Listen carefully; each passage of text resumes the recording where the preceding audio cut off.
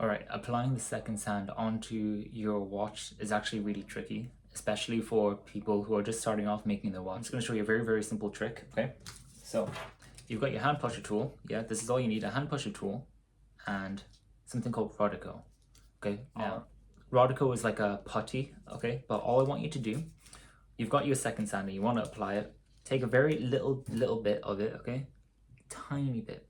Literally just add the tiniest bit onto the actual pusher tool, and then because of that it almost acts as like glue, and then you want to stab your second sand. Okay, make sure it's on the right way, so obviously the pin going downwards into the movement.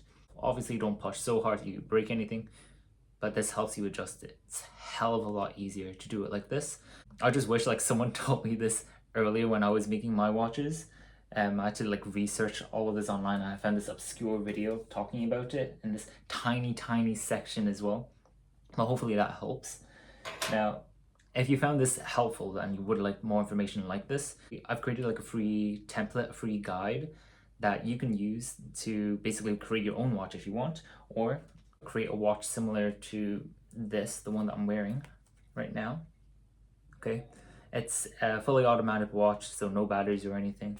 But if you want to create a watch like that yourself with all the instructions and all the parts as well selected for you, then you can check out the description below because there's a link to be able to get to it. I don't get any like affiliate or anything. It's completely free. You can just use it. So if you found this really helpful, just leave a like if you like. And if you want to see more videos like this, you can subscribe as well. See you later.